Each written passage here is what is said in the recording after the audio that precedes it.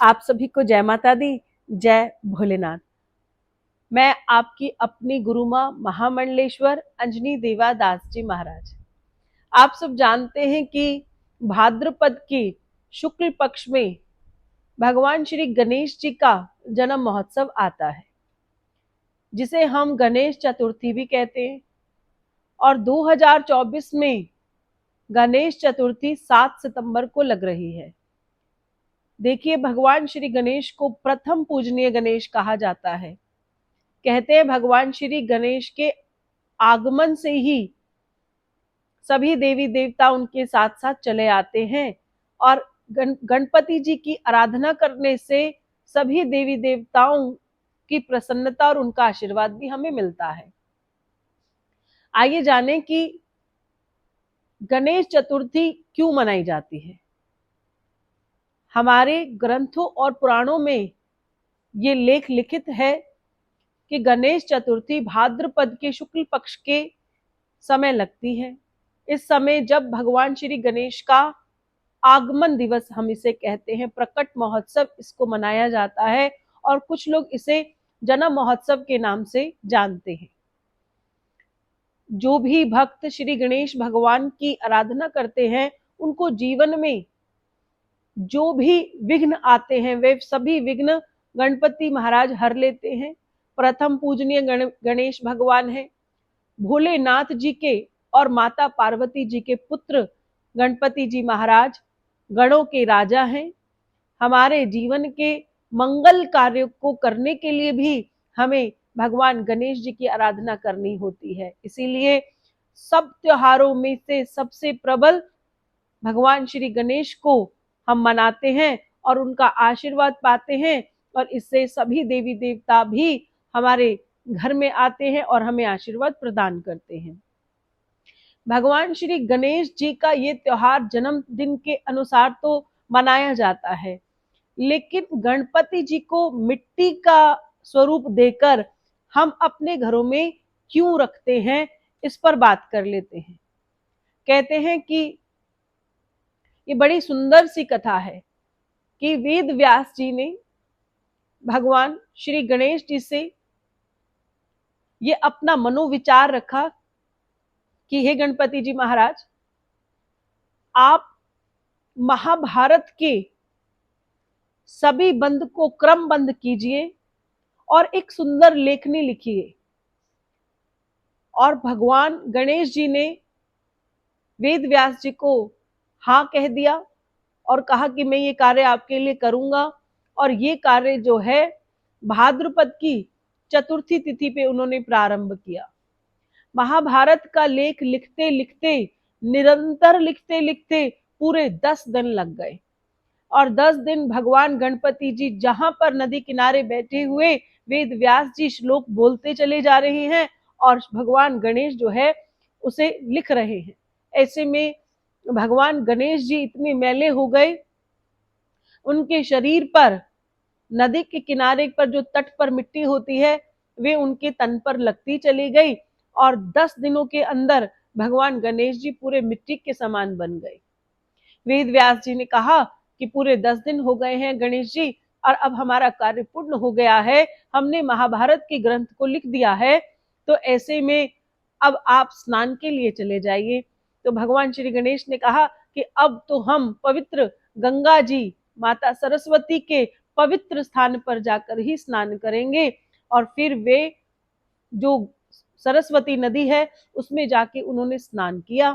इसलिए कहते हैं कि 10 दिन जो भी व्यक्ति भगवान गणेश जी को मिट्टी के आकार देकर अपने घर में उनको वास कराते हैं और उनको फल फूल खिलाते हैं, उनकी सेवा करते हैं, तो भगवान जो है जब आप उनको नदी में या किसी सरोवर में या किसी पवित्र नदी में आप उन्हें विसर्जन करते हैं, तो आपके जीवन के जो भी विघ्न हैं, जो कष्ट हैं, जो बाधाएं हैं, वे गणपति जी महाराज हर लेते हैं। और ये सत्य है कि 10 दिनों के लिए भगवान श्री गणेश जो है पृथ्वी पर वास करते हैं। तो जब भगवान गणपति जी पृथ्वी पर वास करते हैं, तो हम प्रत्येक हिंदू सनातनी का ये कर्तव्य है कि वे 10 दिनों के लिए अपने घर में गणपति जी की आराधना अवश्य करें। ये गणपति जो है शहर के अनुसार, जाति के अनुसार अलग अलग रूप में पूजन इसका किया जाता है, पर यह सत्य है कि हिंदू सनातन धर्म में भगवान श्री गणेश की आराधना हम सभी करते हैं। कोई गणपति जी कहकर करता है, कोई गजानन कह के करता है, और कोई गणपति बाप्पा कहकर उनकी आराधना करते हैं। भगवान श्री गणेश जी हमारे यहाँ धरती पर इसलिए आते हैं क्योंकि जहां उनकी पूजा हो वहीं के सारे विघ्न को वह हर लेते हैं। तो आइए भगवान गणपति जी को हम भी प्रसन्न करें। तो देखिए, अगर आप अपने घर में गणपति जी को विराजमान करते हैं तो ठीक है, अगर आप अपने घर में गणपति जी को विराजमान नहीं करते हैं तो हमें छोटे से गणपति जी जो भी हमारे मंदिर में रखे हैं, हमें उनकी ही 10 दिन तक निरंतर बड़े ही मन भाव के साथ उनकी पूजन विधि करनी चाहिए। भगवान श्री गणेश जी जो हैं, उनको किस प्रकार से पूजन हमें उनका करना है। भगवान श्री गणेश जी की आराधना करने के लिए गणेश चतुर्थी वाले दिन हमें सुबह उठने के बाद खुद स्नान इत्यादि कर लीजिए, नए वस्त्र पहनिए, सुंदर वस्त्र धारण कीजिए और भगवान गणेश को आसन पर विराजमान कीजिए। भगवान श्री गणेश को जो हम आसन देते हैं वे पीले रंग का भी हो सकता है और वह लाल रंग का भी हो सकता है। विराजमान कीजिए और विराजमान करने से पहले आप भगवान गणपति जी महाराज को स्नान अवश्य कराइए। तो जान लें कि कैसे करना है गणपति जी का स्नान। भगवान गणपति जी का स्नान जो है गुड़ वाले मीठे जल के साथ हमें उन्हें स्नान कराना चाहिए। पानी के अंदर थोड़ा सा गुड़ को आप तोड़कर और उसे अच्छी तरह से मिला लीजिए, उस वाले जल से आप गणपति जी का स्नान कराइए। ओम श्री गणेशाय नमः, ओम श्री गणेशाय नमः निरंतर इस मंत्र को बोलते रहिए और उसके बाद आप स्वच्छ जल से, गंगा जल से भगवान गणपति जी का स्नान करा दीजिए। उसके बाद उन्हें आसन पर विराजमान कीजिए। भगवान श्री गणेश को सबसे जो बड़ी पसंदीदा वस्तु है वह सिंदूर है। जो लोग गणपति जी को गुड़ के जल के साथ स्नान कराते हैं, भगवान उनके सभी मनोरथ पूर्ण करते हैं। जो भगवान को 7 दिन तक भी लगातार उनके मस्तक पर कुमकुम लगाते हैं, तो भगवान गणपति जी उनके जीवन में उनकी मनोकामनाओं को पूर्ण करते हैं। भगवान गणपति जी को पुष्प बहुत प्रिय रहते हैं और विशेष पुष्प गुड़हल का फूल होता है।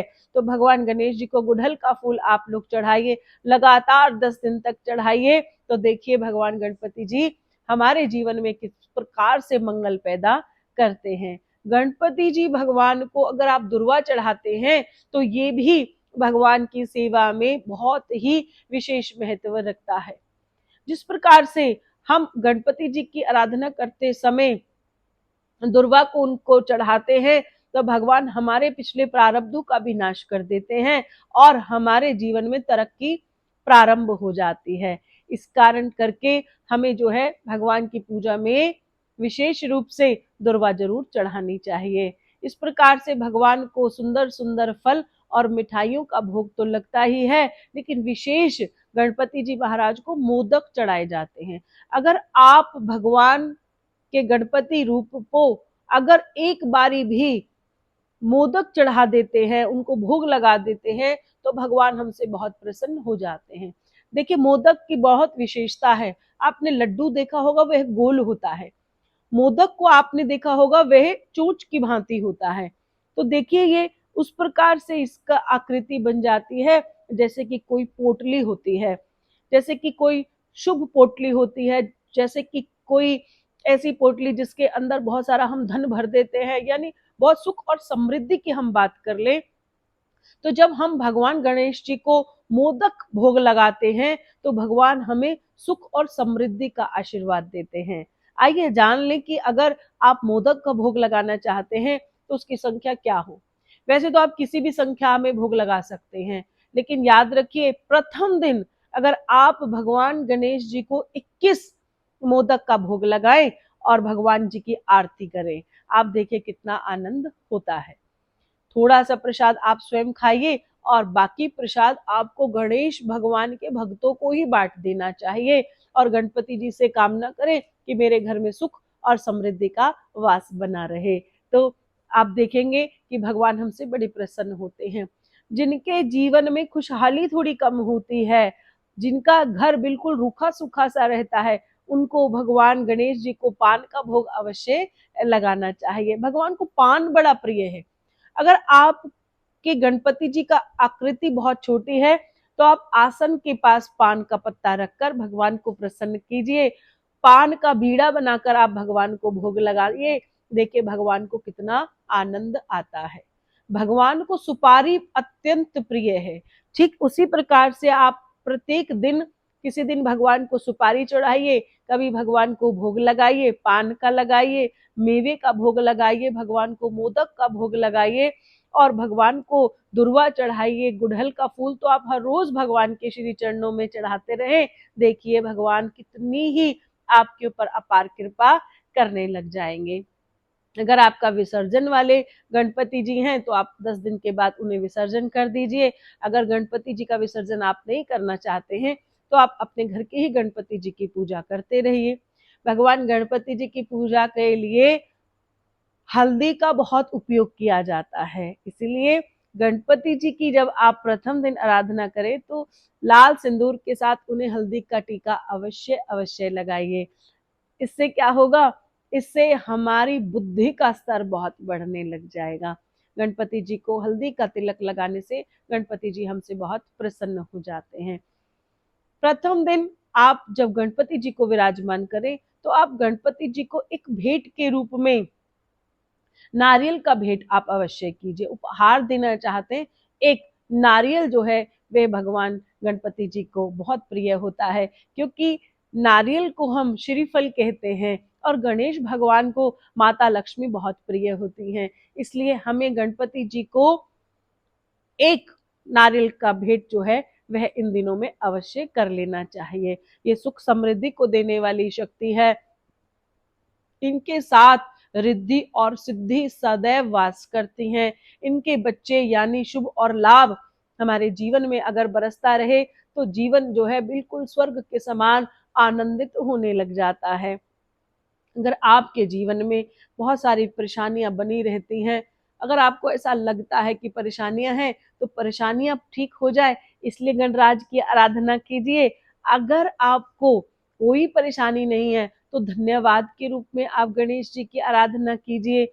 और 10 दिन के बाद जब अनंत चतुर्दशी आती है, यानी 10वें दिन के बाद 11वें दिन आप जो है उनका या तो विसर्जन कर दीजिए और या फिर एक बार छींटा लगाकर उनको उस चौकी स्थान से हटाकर और आप दूसरे स्थान पर उन्हें विराजमान कर दीजिए।